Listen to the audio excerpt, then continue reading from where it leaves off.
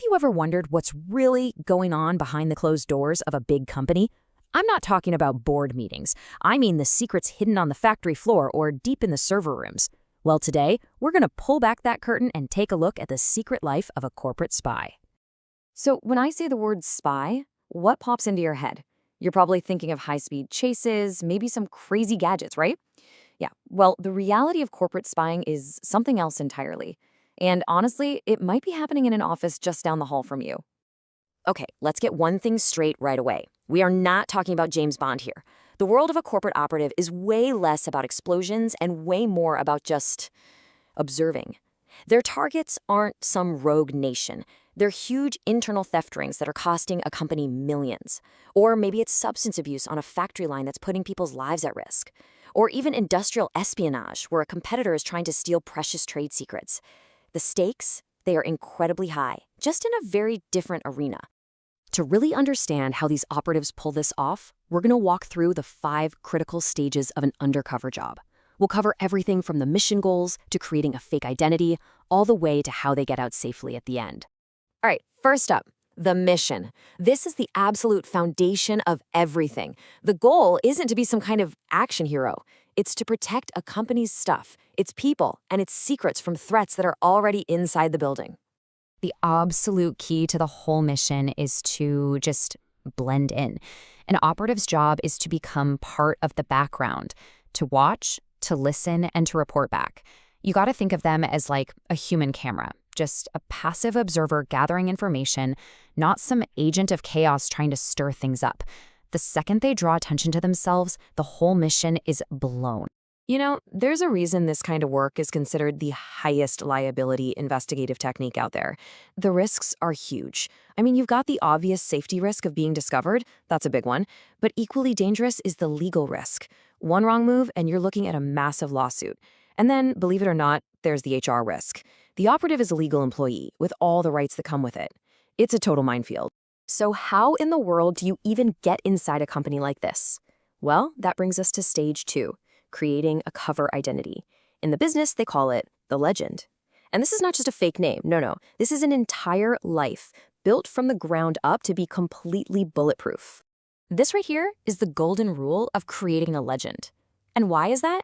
Because it's a heck of a lot easier to remember the truth. So if the operative is really from Chicago, their cover story says they're from Chicago. That way, they'll just instinctively know the local sports teams, the geography, the slang.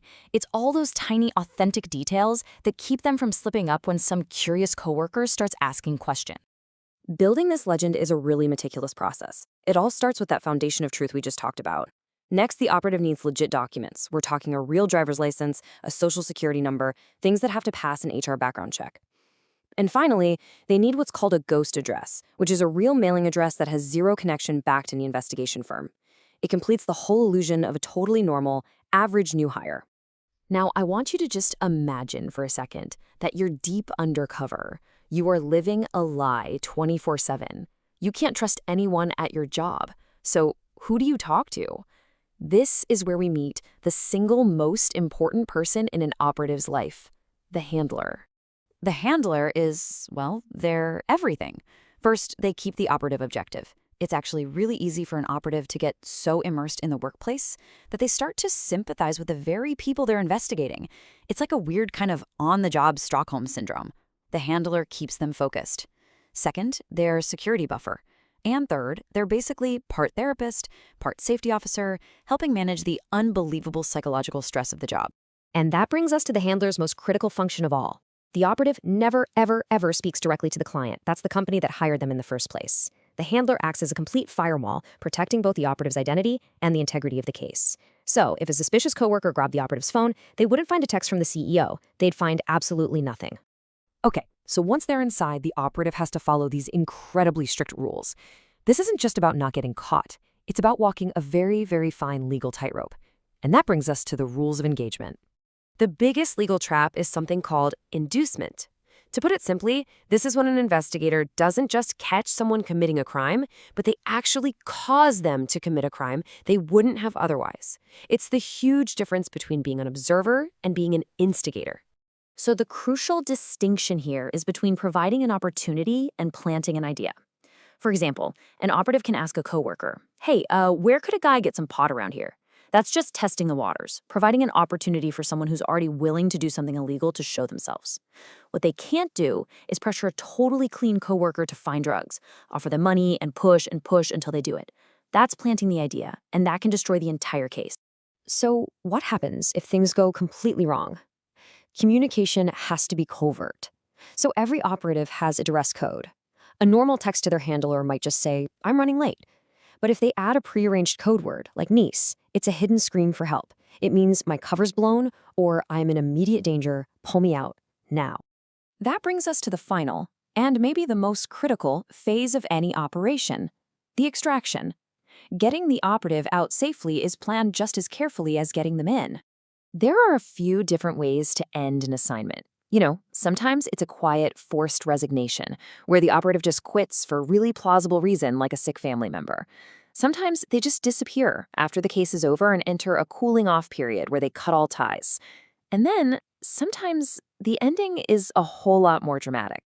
This is pretty incredible. If the operation ends with a police raid, the absolute best way to protect the operative's identity is for them to get arrested right alongside the people they were investigating. Yeah, they're put in handcuffs, led away in front of everybody, and they're only released quietly much later on. It is the ultimate final act to keep their cover and ensure they stay safe. So, the next time you're at work, just take a look around. That person quietly doing their job at the next desk? They might just be doing that.